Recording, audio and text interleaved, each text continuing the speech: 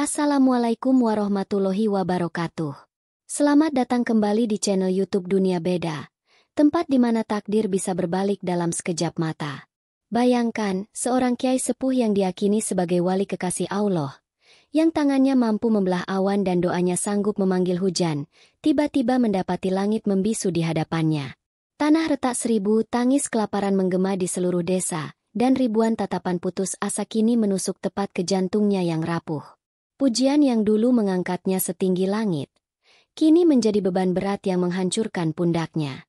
Apa yang terjadi ketika satu-satunya harapan sebuah desa justru menjadi sumber keputusasaan terbesar mereka? Namun sebelumnya, bagi yang beragama Islam, saya sarankan untuk menuliskan sholawat Nabi Muhammad agar kelak sholawat ini menjadi saksi untuk mendapat syafaat di akhirat. Like dan subscribe ke channel ini sangat membantu menambah wawasan dan membantu kami membuat cerita baru yang menghibur. Angin sore itu berhembus lembut, membawa aroma bunga kopi dari perkebunan yang terhampar di lereng Gunung Lawu. Di Desa Sumber Asih, sebuah desa permai yang seakan terjaga dari hiruk-pikuk zaman, warga berkumpul di tanah lapang. Hari ini adalah puncak perayaan sedekah bumi, sebuah ungkapan syukur atas panen yang melimpah ruah. Tumpeng-tumpeng raksasa diarak, diiringi alunan gamelan yang bertalu-talu, menciptakan suasana yang meriah dan sakral. Di tengah keramaian itu, duduk di atas panggung sederhana, seorang lelaki sepuh dengan sorban putih bersih yang membingkai wajahnya yang teduh. Beliau adalah Kiai Bahrudin. Usianya mungkin sudah lebih dari 70 tahun, namun sorot matanya masih memancarkan ketenangan yang dalam, setenang telaga di puncak gunung. Di sampingnya, seorang santri muda bernama Hasan, dengan sigap menuangkan teh hangat ke dalam cangkir batok kelapa. Gerakannya penuh dengan rasa takzim. Hasan adalah salah satu dari puluhan santri yang menimba ilmu di pondok pesantren kecil milik sang kiai, yang terletak persis di ujung desa. Bagi Hasan, Kiai Bahrudin bukanlah sekadar guru. Beliau adalah legenda hidup, panutan, dan bukti nyata bahwa Allah senantiasa membersamai hambanya yang paling saleh. Tepat ketika kepala desa, Pak Suryo, hendak memulai sambutannya, langit yang tadinya cerah tiba-tiba berubah muram. Awan hitam pekat bergulung-gulung datang dari arah puncak gunung, seolah marah. Angin yang tadinya sepau-sepau, kini menderu kencang, menerbangkan debu dan dedaunan kering. Gemuruh guntur mulai terdengar, semakin lama semakin dekat. Warga yang tadinya bersuka cita, kini mulai panik. Ibu-ibu bergegas menarik anak-anak mereka, sementara para pemuda berusaha menahan terpal dan dekorasi panggung yang mulai terombang-ambing. Pak Suryo, seorang pria berperawakan tegap dengan kumis tebal yang membuatnya tampak berwibawa, menatap langit dengan cemas. Acara besar ini, yang telah disiapkan selama berminggu-minggu, terancam bubar oleh badai yang datang tiba-tiba. Wajahnya yang biasanya tenang, kini menampakkan guratan khawatir. Ia menoleh ke arah Kiai Bahrudin. Tatapannya penuh harap. Seolah mengerti tatapan itu, Kiai Bahrudin tersenyum tipis. Ia tidak berkata apa-apa. Dengan gerakan yang tenang, ia mengangkat kedua telapak tangannya. Bibirnya bergerak pelan, melantunkan doa yang hanya bisa didengar oleh angin. Hasan, yang duduk paling dekat, merasakan aura yang berbeda menyelimuti gurunya. Sebuah kedamaian yang luar biasa. Di tengah alam yang mulai bergejolak, para warga yang melihat sang Kiai mulai berdoa, seketika terdiam. Kepanikan mereka seolah mereda, digantikan oleh kepercayaan yang bulat. Mereka semua tahu apa yang akan terjadi selanjutnya. Mereka sudah pernah menyaksikannya.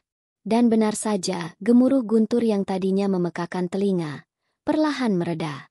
Tetesan air yang deras, yang baru saja mulai membasahi tanah, menipis menjadi gerimis, lalu hilang menyisakan aroma tanah basah yang menenangkan. Awan hitam pekat yang tadi menggelayut, seolah terbelah. Sinar matahari sore kembali menerobos, menciptakan pelangi indah yang melengkung sempurna di atas desa Sumber Asih. Pekik takbir dan ucapan alhamdulillah menggema di seluruh lapangan. Karomah Kiai Bahrudin, bisik seorang warga kepada yang lain, matanya berkaca-kaca penuh haru. Pak Suryo menghela napas lega, senyumnya terkembang, meski di sudut matanya tersimpan sekelumit pikiran yang tak terucap. Ia bersyukur, Tentu saja. Namun sebagai pemimpin yang berpikir praktis, ketergantungan desanya pada satu orang terkadang membuatnya sedikit risau.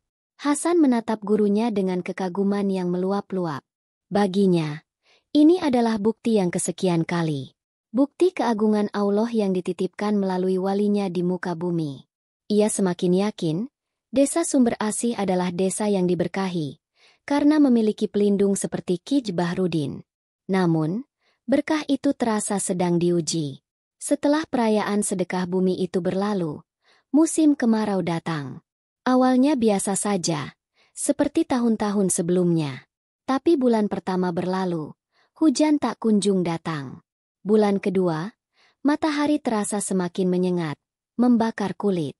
Sungai Bengawan Solo yang biasanya menjadi urat nadi pengairan, debit airnya surut drastis, menampakkan dasar sungai yang berlumpur dan pecah-pecah.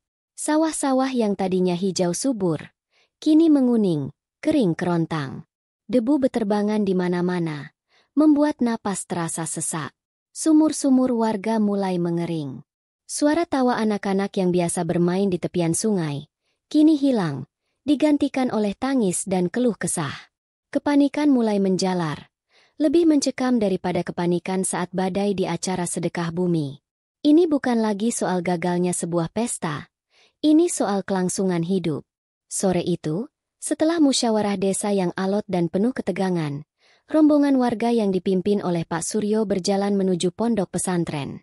Wajah mereka tegang, langkah mereka berat. Mereka tidak lagi datang untuk meminta nasihat. Mereka datang untuk meminta keajaiban. Mereka berhenti di depan beranda kecil tempat Kij Bahrudin biasa mengajar. Pak Suryo maju, melepas pecinya, dan menunduk dalam-dalam. "Kiai," ucapnya dengan suara serak, "kami semua mohon, tolong, mintakan hujan kepada Yang Maha Kuasa. Hanya Kiai yang bisa. Hanya Kiai harapan kami satu-satunya." Kij Bahrudin menatap puluhan wajah yang memandangnya dengan tatapan penuh harap. Tatapan yang sama seperti saat di lapangan. Namun kali ini, tatapan itu terasa jauh lebih berat. Bukan lagi tatapan kagum, melainkan tatapan putus asa yang membebankan seluruh nasib desa di pundaknya yang ringkih. Angin kering meniup ujung sorbannya, terasa panas dan hampa. Legenda itu kini menjadi sebuah tuntutan, sebuah beban. Keesokan paginya, sebelum matahari sempat membakar ubun-ubun, seluruh penduduk desa Sumber Asih telah berkumpul. Bukan lagi di tanah lapang yang ceria, melainkan di sebuah lahan tandus di ujung desa. Tempat sawah-sawah kini menyerupai gurun kecil yang retak seribu. Udara pagi yang biasanya sejuk, kini terasa hangat dan pengap. Tak ada embun, tak ada nyanyian burung. Hanya ada keheningan yang syarat dengan harapan. Kiai Bahrudin berdiri di depan, menghadap kiblat. Jubahnya yang putih bersih tampak kontras dengan tanah yang coklat kemerahan. Di belakangnya, ribuan warga membentuk saf-saf yang rapat. Wajah mereka menunduk, khusyuk. Ada petani yang kulitnya legam terbakar surya. Ada ibu-ibu yang menggendong anak mereka yang tampak lesu. Ada para pemuda yang tatapannya kosong. Dan ada anak-anak kecil yang biasanya berlarian kini berdiri tenang, seolah mengerti beratnya suasana. Salat istisqa. Suara Kiai Bahrudin terdengar, lebih berat dari biasanya, namun tetap berwibawa. Adalah salatnya para pendosa yang memohon ampun. Salatnya hamba yang fakir, yang mengakui tiada daya dan upaya kecuali atas pertolongan Allah semata. Beliau memimpin salat 2 rakaat. Setiap gerakan terasa begitu lambat dan penuh penghayatan. Dalam khotbahnya setelah salat, ia tidak lagi banyak bicara tentang keyakinan akan terkabulnya doa. Ia justru lebih banyak mengajak warga untuk merenungi kesalahan. Mengajak mereka untuk saling memaafkan. Untuk membersihkan hati dari dengki dan kesombongan. Untuk bertaubat sebenar-benarnya. Lalu, tibalah pada puncaknya. Kij Bahrudin mengangkat kedua tangannya tinggi-tinggi, diikuti oleh seluruh jamaah. Langit biru yang luas dan tanpa cacat itu seolah menjadi saksi bisu. Doa-doa dipanjatkan dengan suara lirih. Isak tangis mulai terdengar dari saf-saf perempuan. Mereka memohon hujan. Mereka memohon kehidupan. Mereka memohon belas kasihan dari Yang Maha Kuasa. melalui lisan hamba yang mereka yakini paling dekat dengannya. Doa selesai. Semua mata serentak menengadah ke langit. Menanti. 1 detik. 10 detik. 1 menit. Tidak ada yang terjadi. Matahari justru terasa semakin terik, seolah mengejek permohonan mereka. Angin yang berhembus pun tetap angin kering yang panas. Warga perlahan menurunkan pandangan mereka. Ada kekecewaan yang tak bisa disembunyikan di wajah mereka. Mereka membubarkan diri dengan langkah gontai, meninggalkan Kij Bahrudin yang masih berdiri mematung, menatap langit yang membisu. Hasan yang berdiri di sisinya bisa merasakan getaran halus di tangan gurunya. 1 hari berlalu. Langit tetap sama. 2 hari berlalu. Panas semakin menjadi-jadi. Bisik-bisik yang tadinya hanya terdengar sayup-sayup, kini mulai menjadi perbincangan terbuka di sudut-sudut desa. Di sebuah pancuran umum yang airnya kini hanya menetes, 2 orang ibu bertemu. Sudah 3 hari. Yu, kok belum ada tanda-tanda, ya? Kata yang satu sambil terus memompa tuas dengan sia-sia. Yang lain hanya menghela napas panjang. Mungkin dosa kita sudah terlalu banyak, jawabnya pelan. Meski dalam hatinya ada pertanyaan lain yang tak berani ia suarakan. Di kedai kopi dekat pasar desa, sekelompok petani duduk termenung. Dulu, waktu badai di acara sedekah bumi itu, doa Kiai langsung dijawab. Tidak sampai hitungan menit. Ujar salah seorang dari mereka. Kenapa sekarang berbeda? Timpal yang lain. Suara-suara itu sampai ke telinga Ki Bahrudin. Setiap malam, di dalam musala kecilnya yang berdinding papan kayu, ia bersujud lebih lama. Tubuhnya terasa lebih lelah. Kantung matanya semakin menghitam. Ia tidak lagi hanya berdoa meminta hujan. Ia berdoa meminta petunjuk. Ya Allah, penguasa langit dan bumi, bisiknya dalam sujud yang panjang. Di manakah salahku? Apakah hatiku telah dihinggapi setitik rasa bangga atas pujian mereka? Apakah aku mulai merasa memiliki sesuatu yang sejatinya hanya milik MU? Jika memang demikian, ampunilah kebodohanku ini, ya Allah. Tapi jangan hukum seluruh desa karena kesalahanku. Ia merasakan sebuah jarak, sebuah kekosongan yang belum pernah ia rasakan sebelumnya. Setiap lantunan ayat suci terasa sulit melewati kerongkongannya. Ia merasa kecil, lemah, dan sendirian. Legenda yang disematkan orang-orang padanya kini terasa seperti jubah api yang membakar batinnya. Hasan melihat semua itu. Ia melihat piring nasi yang seringkali tak disentuh oleh gurunya. Ia mendengar rintihan pelan di tengah malam buta. Hatinya ikut sakit. Ia ingin sekali berkata kepada warga desa, "Berhentilah membebani guruku. Berdoalah untuk diri kalian sendiri." Namun ia tak punya keberanian.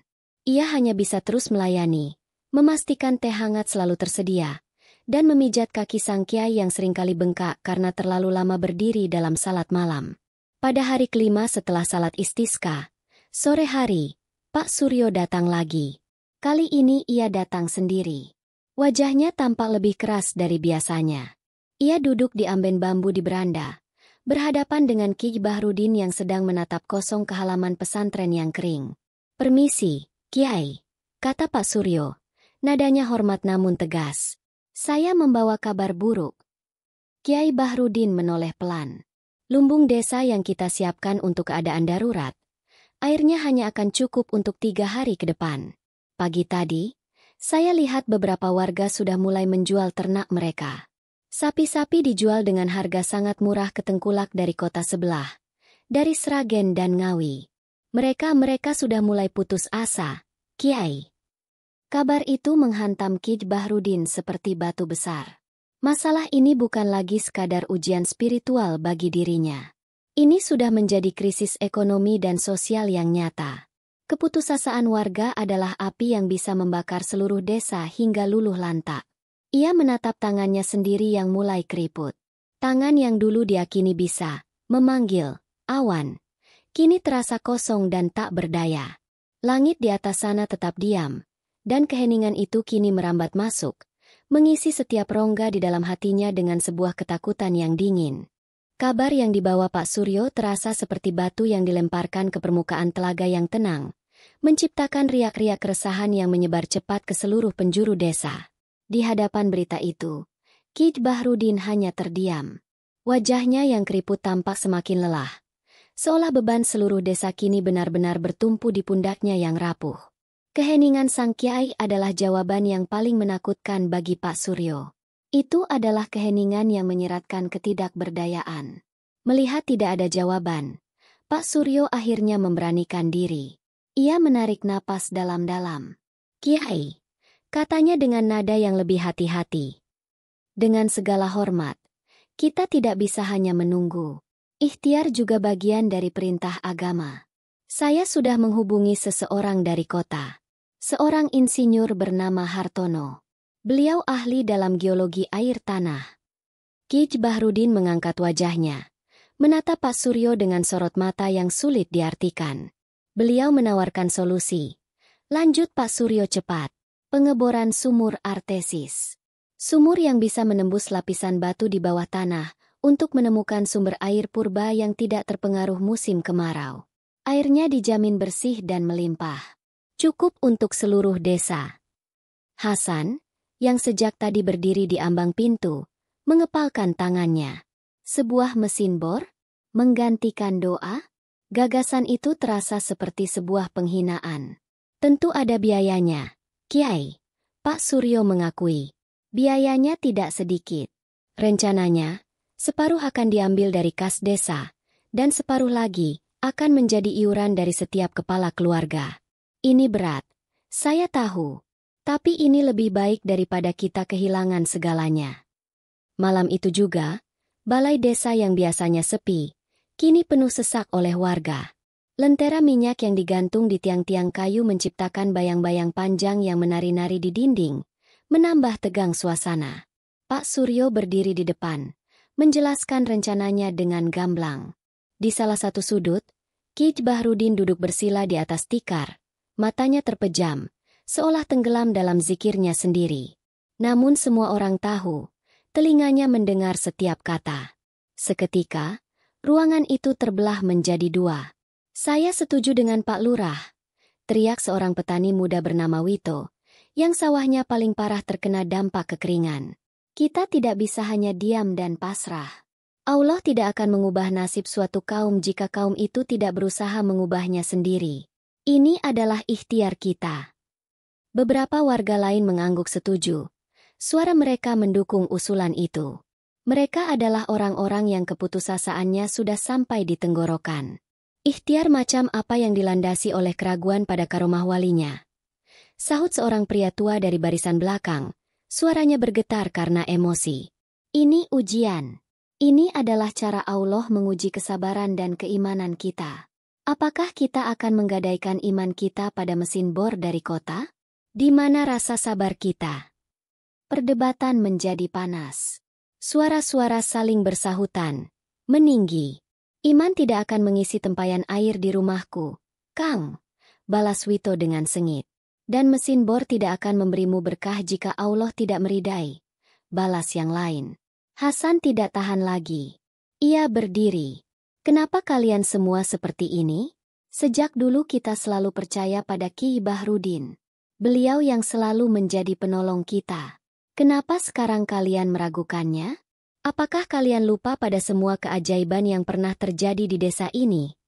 Seorang ibu menimpali dengan lirih. "Bukan meragukan, Hasan. Tapi anakku sudah 2 hari ini demam karena minum air keruh. Aku harus berbuat apa?" Pertanyaan itu membungkam Hasan. Ia menatap Ki Bahrudin, mencari jawaban, mencari kekuatan. Namun sang kiai tetap diam. Keheningannya di tengah riuh rendah perdebatan itu terasa memekakan. Bagi sebagian orang, itu adalah tanda kebijaksanaan yang mendalam. Bagi yang lain, itu adalah tanda kekalahan. Setelah perdebatan panjang yang tak menemukan titik temu, pertemuan dibubarkan. Warga pulang ke rumah masing-masing dengan hati yang terbelah dan gundah. Desa Sumber Asih, yang tadinya bersatu dalam harapan, kini retak oleh perbedaan pendapat. Malam itu, Hasan memberanikan diri bertanya pada gurunya. Mereka tidak sabar. "Kiai." Mereka meragukan Kiai. Ucapnya dengan nada sedih bercampur marah. Ki Bahrudin membuka matanya perlahan. Ia menatap santrinya itu dengan tatapan yang penuh kasih namun juga syarat dengan kelelahan. Bukan aku yang mereka ragukan, Hasan, jawabnya dengan suara pelan. Mereka sedang meragukan nasib mereka sendiri. Rasa takut adalah air yang bisa memadamkan api iman yang paling kuat sekalipun. Ia berhenti sejenak, lalu menambahkan dengan bisikan yang nyaris tak terdengar. Dan aku tidak bisa memberi mereka air. Kata-kata itu menusuk hati Hasan. Ia akhirnya mengerti kedalaman penderitaan gurunya. Keesokan siangnya, ketika matahari berada persis di puncak langit, memancarkan panas yang paling menyiksa, sebuah suara yang asing tiba-tiba memecah keheningan desa.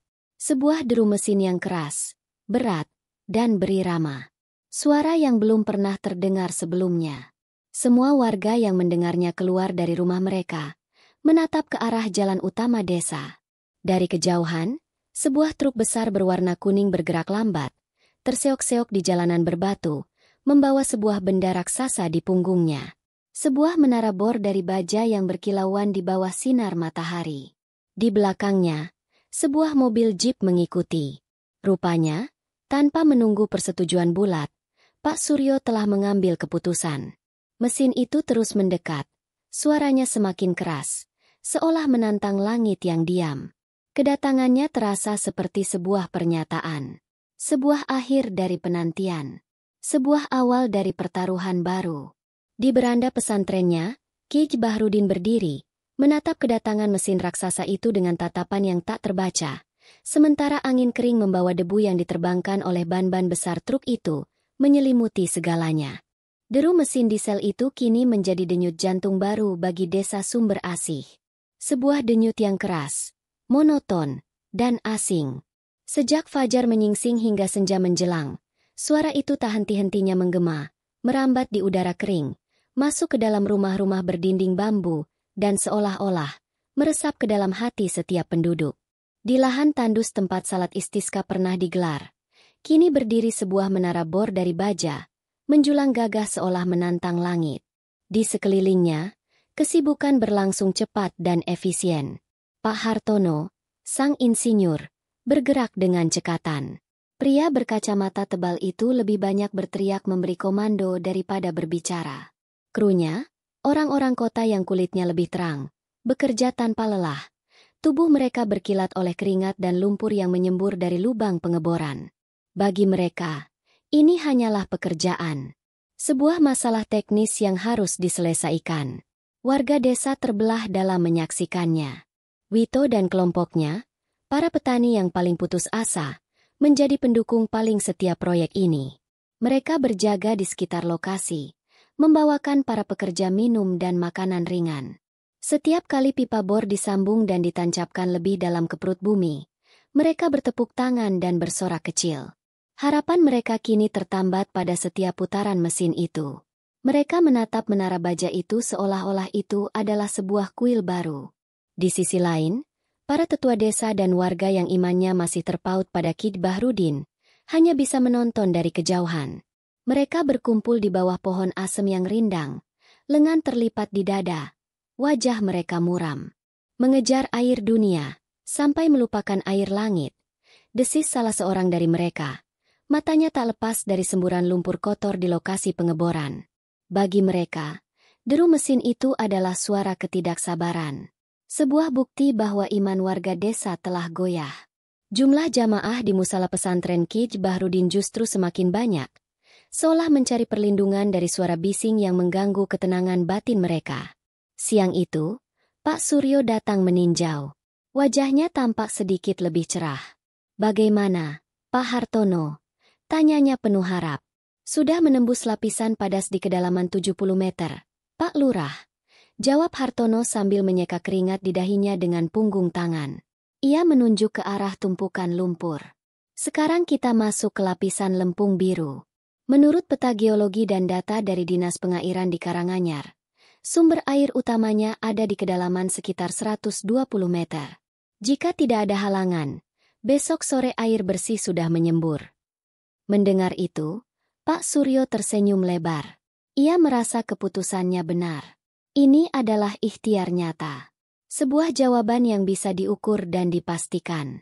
Namun, deru mesin yang menjadi lagu harapan bagi sebagian warga adalah alunan siksa bagi Ki Bahrudin. Suara itu menembus dinding papan pesantrennya, mengganggu setiap zikir dan doanya. Ia mencoba mengajar para santrinya seperti biasa, namun konsentrasinya buyar. Pandangannya seringkali menerawang jauh keluar jendela, ke arah sumber suara itu berasal. Ia melihat menara baja itu dari kejauhan, sebuah monumen modern yang seolah mengecilkan arti pondok pesantren tuanya. Ia semakin menarik diri. Hari-harinya lebih banyak dihabiskan di dalam kamarnya yang sempit. Tasbih di tangannya tak pernah berhenti berputar. Hasan menjadi satu-satunya penghubungnya dengan dunia luar. Ia membawakan makanan yang nyaris tak disentuh, dan menyampaikan berita tentang kemajuan pengeboran yang ia dengar dari warga. Setiap kali Hasan bercerita, katanya sudah 80 meter, Kiai, atau sudah 100 meter. Sang Kiai hanya mengangguk pelan, matanya tetap terpejam. Pada hari kedua pengeboran, ketika harapan warga mencapai puncaknya, sebuah peristiwa terjadi. Tepat saat matahari mulai condong ke barat, terdengar suara yang berbeda dari lokasi pengeboran. Bukan lagi deru mesin yang monoton, melainkan sebuah suara retakan yang keras dan memekakan. Kraak, diikuti oleh mesin diesel yang tersedak lalu mati. Hening.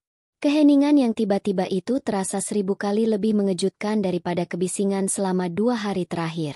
Semua aktivitas di desa seolah berhenti. Warga yang tadinya sibuk di dalam rumah, serentak berlari keluar. Mata mereka tertuju pada menara bor yang kini diam membisu. Pak Hartono dan krunya terlihat panik. Mereka berteriak satu sama lain, membongkar sambungan-sambungan pipa dengan tergesa-gesa. Wajah percaya diri sang insinyur kini berubah pucat pasi. Setelah hampir 1 jam yang terasa seperti selamanya, Pak Hartono berjalan lunglai menghampiri Pak Suryo yang menunggu dengan jantung berdebar kencang. Warga mulai berkerumun, menjaga jarak, namun telinga mereka awas mendengarkan. Mata bornya patah, Pak Lurah, kata Pak Hartono dengan suara lemas. Di kedalaman 110 meter, kena lapisan batu andesit. Batuan beku yang sangat keras. Tidak ada di dalam peta geologi kami. Sial sekali. Pak Suryo terdiam. Wajahnya yang tadinya cerah kini kembali kusam. Lalu bagaimana? Harus diganti. Tapi barangnya tidak ada di sini, jawab Hartono sambil menggelengkan kepala. Harus pesan yang baru. Mata bor Intan. Untuk mendatangkan dari Surabaya, butuh waktu paling cepat 3 atau 4 hari. 3 atau 4 hari. Kata-kata itu menyebar seperti wabah di antara kerumunan. Wajah-wajah yang tadinya penuh harap, kini jatuh dalam keputusasaan yang lebih dalam. Harapan modern mereka telah gagal. Hancur berkeping-keping di kedalaman 110 meter di bawah tanah. Kelompok yang sejak awal meragukan proyek itu mulai berbisik. Teguran, bisik seorang nenek. Ini teguran dari Allah. Tanah ini menolak mesin itu. Suara itu diamini oleh yang lain. Menara bor itu kini berdiri seperti sebuah kerangka baja yang tak berguna. Saksi bisu dari kegagalan teknologi. Matahari terbenam di belakangnya, mewarnai langit dengan warna merah darah. Di tengah keputusasaan yang baru dan lebih pekat itu, semua mata, yang tadinya menatap penuh harap pada menara baja, kini perlahan-lahan, dengan ragu, kembali menoleh. Menoleh ke arah yang sama. Ke arah pondok pesantren kecil yang sunyi di ujung desa. Mereka kini terperangkap, terjebak di antara langit yang tak menjawab dan bumi yang melawan. Malam itu, desa Sumber Asih terasa berbeda. Deru mesin yang selama 2 hari menjadi banda lagu desa, kini telah tiada.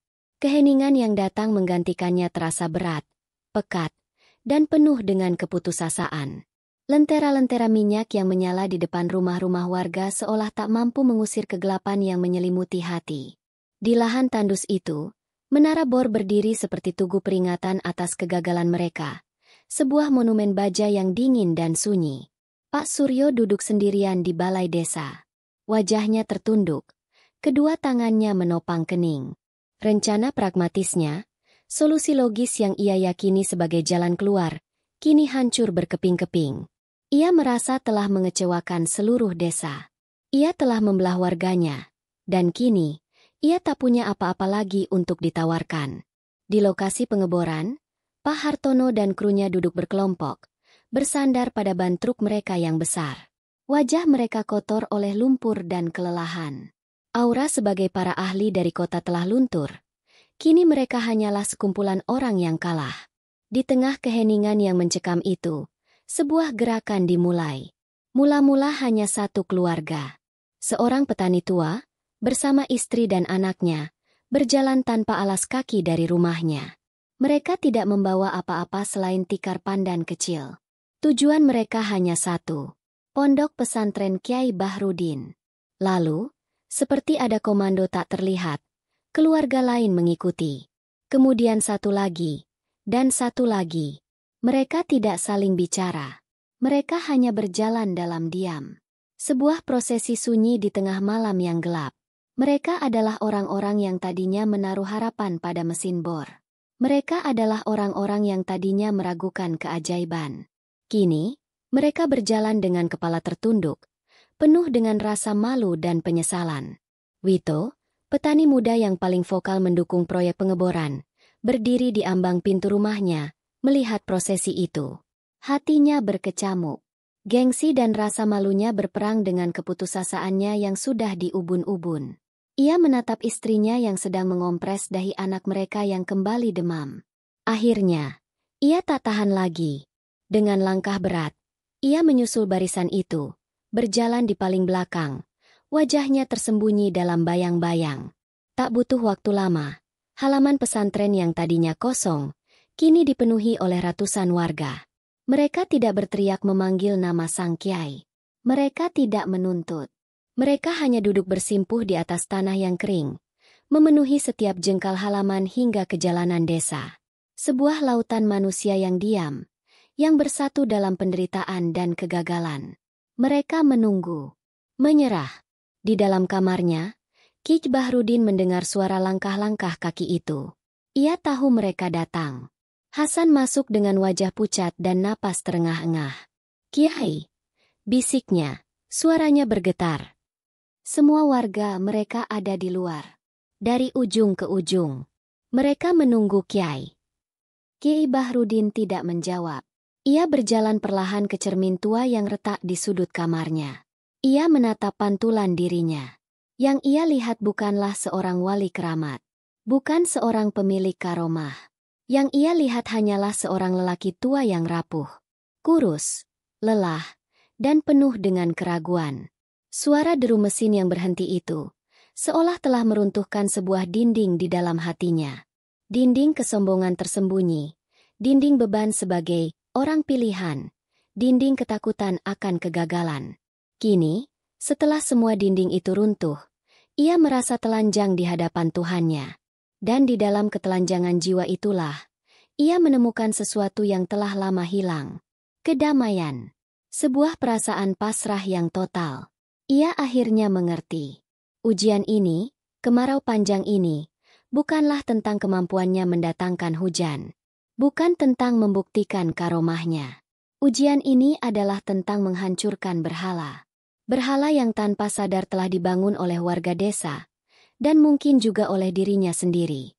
Berhala itu bernama Kyai Bahrudin. Dengan hati yang kini terasa ringan, ia melangkah keluar menuju beranda. Begitu sosoknya yang ringkih muncul di ambang pintu, lautan manusia itu serentak terdiam. Semua mata tertuju padanya.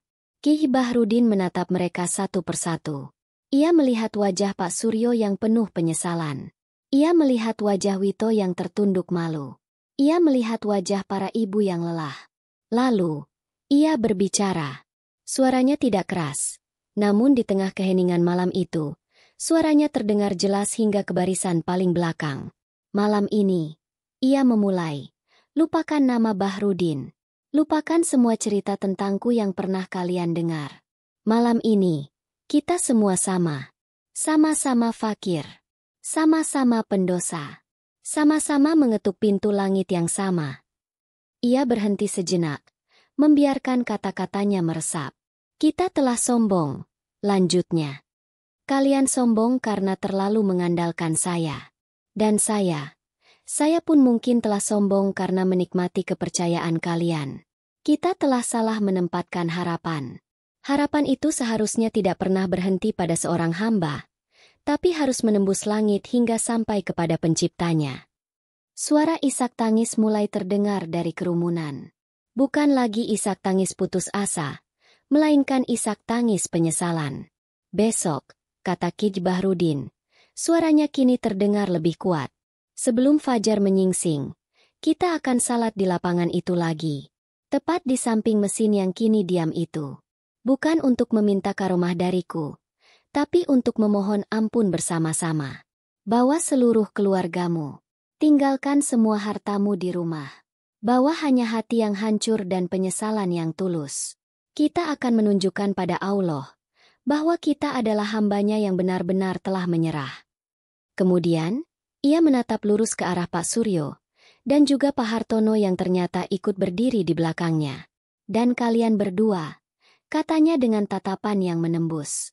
Insinyur dari kota, lurah yang tulus memikirkan warganya, kalian juga harus ikut. Tinggalkan mesin itu untuk sejenak. Besok, mari kita semua bersujud bersama.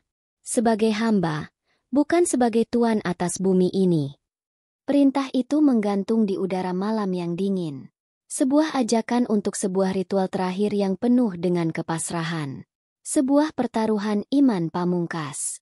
Pertanyaannya kini bukan lagi apakah langit akan menjawab, melainkan apakah mereka semua bersedia untuk benar-benar menundukkan kepala, bersama-sama. Langit masih gelap dan bertabur bintang ketika warga desa Sumber Asih mulai bergerak.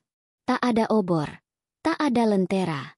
Mereka berjalan dalam keheningan fajar buta, seolah dipandu oleh sebuah cahaya tak kasat mata di dalam hati mereka.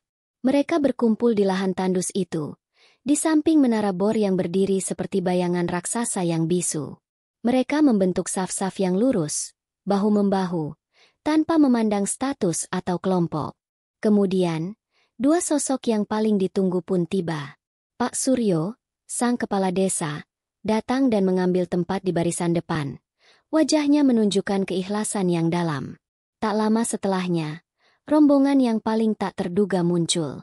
Pak Hartono, sang insinyur, bersama seluruh krunya.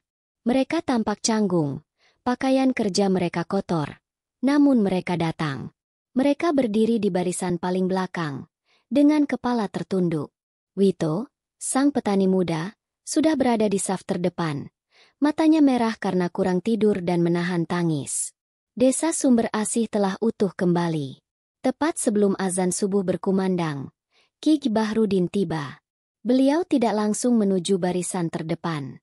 Beliau justru berjalan menyusuri saf, menepuk pundak beberapa warganya dengan lembut, seolah memberi kekuatan.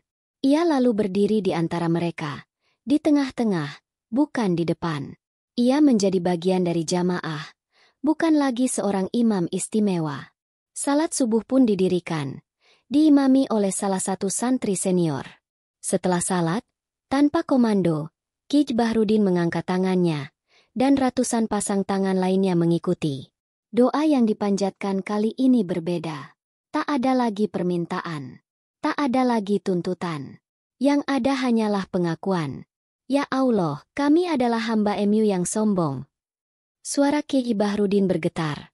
Kami telah meletakkan harapan pada makhluk MU, dan melupakan MU. Kami telah meninggikan seorang manusia, dan merendahkan kekuasaan MU. Kami telah bertengkar karena keakuan kami. Ampuni kami, ya Allah.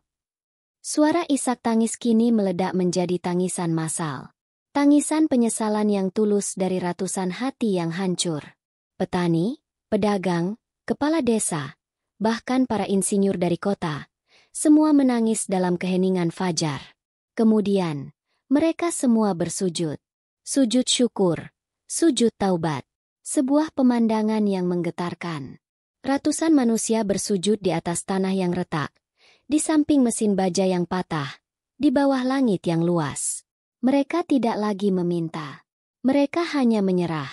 Dan di saat itulah, Keajaiban yang sesungguhnya terjadi.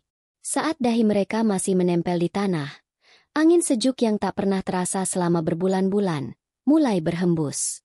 Angin itu membawa aroma yang berbeda. Aroma basah. Aroma kehidupan. Satu tetes air jatuh di punggung tangan Ki Bahrudin yang sedang bersujud. Lalu satu tetes lagi jatuh di atas menara bor yang berdebu. Kemudian ribuan, jutaan tetes air mulai turun. Bukan badai, bukan hujan angin, melainkan hujan yang lembut, tenang, dan stabil. Hujan rahmat. Tidak ada yang berteriak. Tidak ada yang melompat kegirangan. Mereka semua tetap dalam sujudnya, membiarkan air surga itu membasahi punggung mereka, membersihkan debu dari pakaian mereka, dan meresap ke dalam tanah hati mereka yang telah lama kering. Tangisan penyesalan mereka kini bercampur dengan air hujan, menjadi satu dalam rasa syukur yang tak terhingga. Beberapa hari kemudian, desa Sumber Asih telah berubah.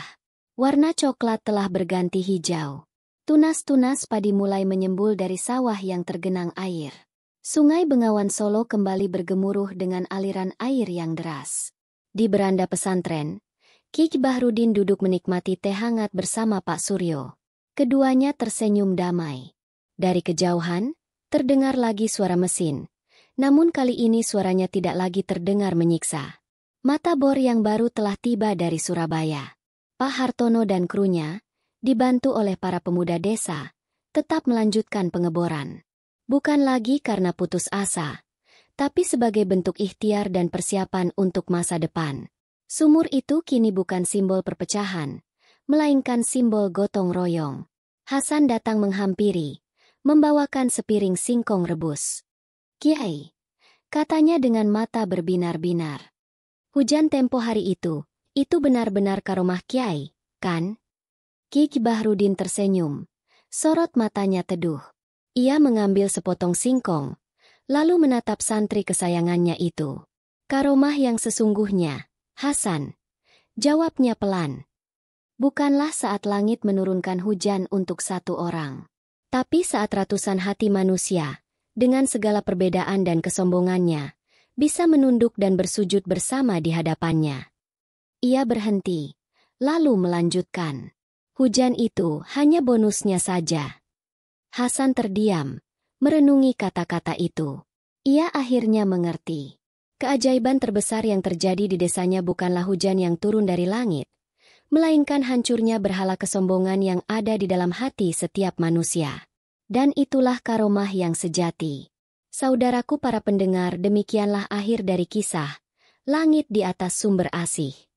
Sebuah cerita yang mengajarkan kita banyak hal. Ada beberapa hikmah yang bisa kita petik bersama. Pertama, kisah ini mengingatkan kita tentang bahayanya mengkultuskan atau terlalu bergantung pada seorang manusia, sekalipun ia adalah orang yang sangat saleh. Harapan dan sandaran tertinggi kita haruslah selalu kepada Sang Pencipta, Allah Subhanahu wa Ta'ala. Kedua, cerita ini menunjukkan betapa dahsyatnya kekuatan doa yang dilandasi oleh kebersamaan, keikhlasan, dan taubat yang sesungguhnya. Ketika sebuah komunitas bersatu untuk mengakui kesalahan dan memohon ampun, pertolongan dari langit pun akan datang. Dan yang terakhir, keajaiban atau karomah terbesar bukanlah peristiwa luar biasa yang terlihat oleh mata, melainkan perubahan dan hidayah yang terjadi di dalam hati manusia. Kemampuan untuk rendah hati, bersatu, dan berserah diri, itulah puncak dari segalanya. Semoga kisah ini bisa memberi inspirasi dan manfaat bagi kita semua. Pelajaran apa yang paling menyentuh hati Anda dari kisah Ki Bahrudin ini? Silakan bagikan pendapat dan perasaan Anda di kolom komentar di bawah. Kami senang sekali membacanya. Jika kalian menikmati alur ceritanya, jangan lupa untuk menekan tombol suka atau like, sebagai bentuk dukungan bagi kami untuk terus berkarya. Dan tentu saja, jangan lupa untuk subscribe channel ini agar tidak ketinggalan kisah-kisah inspiratif lainnya di masa yang akan datang. Terima kasih sudah setia mendengarkan. Sampai jumpa di cerita berikutnya.